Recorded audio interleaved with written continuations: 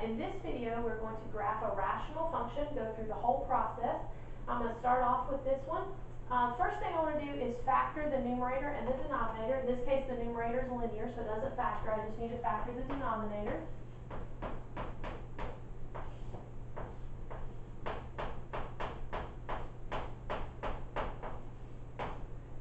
Okay, so that's what that factors into. I can see that I have a common binomial in the numerator and the denominator, so I'm going to cancel that one out and divide it away.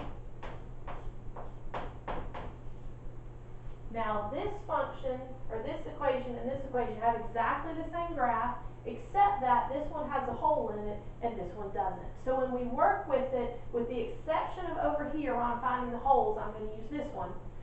The rest of the time, or just for the holes, I'm going to have to use that one. So vertical asymptotes and holes, those come from where the denominator equals 0, where the function is undefined. This one that was removable, that one's going to be the hole. So I'll set that one equal to 0. Solve for x.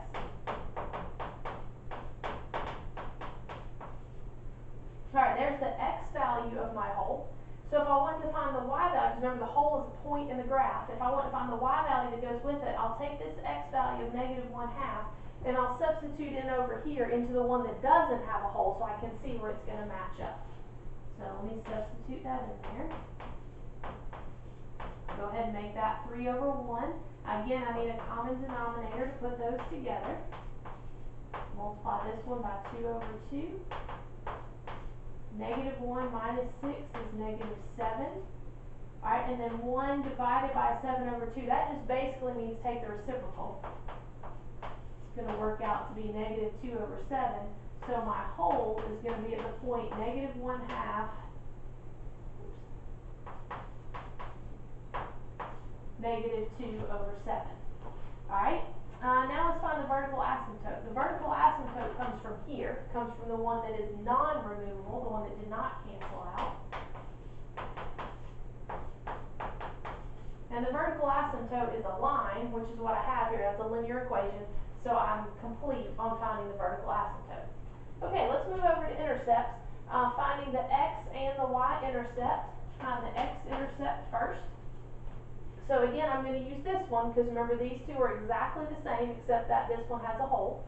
So to find the x-intercept, I take the function itself, set it equal to 0, putting 0 in for y. Okay, now think about this for just a second.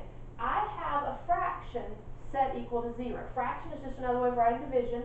So 1 divided by something is going to give me 0. Well, there's not anything that I can divide 1 by to get 0. Only 0 divided by something would give me 0. So this tells me that there is no x-intercept. And I want to be sure to write that down so that I can tell you know what you're doing. You have to write that on your paper. Otherwise, when I look at this, I just think you didn't know what that meant. Alright, let's find the y-intercept. Find the y-intercept, I'm going to substitute in 0 for x. So I'll write that as a point 0, -1/3. Alright, now let's look at horizontal asymptotes and slant asymptotes. Remember, I can't have both of those. It's one or the other. So for the horizontal asymptote, slant asymptote, both, I look at the exponent on x in the numerator and denominator. This one has an understood x to the 0 power. This one has x to the first. 0 is smaller than 1. That tells me that my horizontal asymptote is the line y equals 0. Anytime the exponent in the numerator is smaller, I have the horizontal asymptote y equals 0, and I do not have a slant asymptote.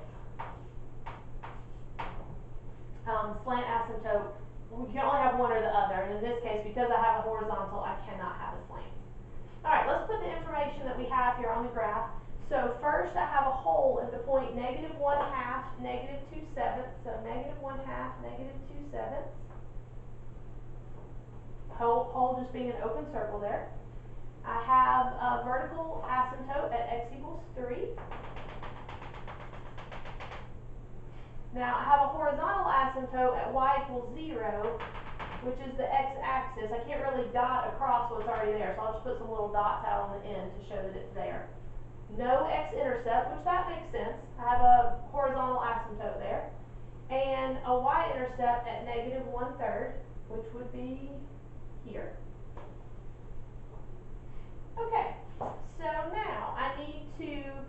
figure out where to draw my function. And remember that my domain is everything except where the function is undefined, which is at -1/2 and +3. So my domain is everything over here, everything in between the hole and the vertical asymptote, and also what's on this side.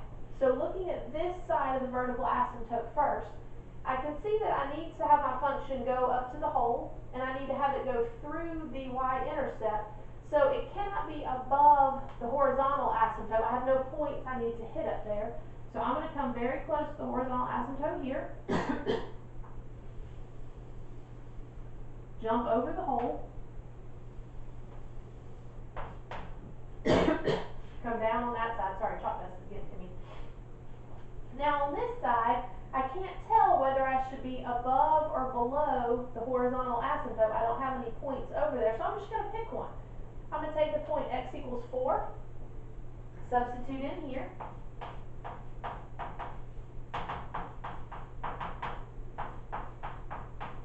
So I should have the point 4, 1 on my curve. 1, 2, 3, 4, 1.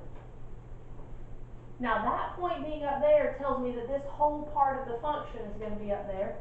So I'm going to connect very close to the asymptotes, going through the point that I have. So there is the graph that matches with that equation.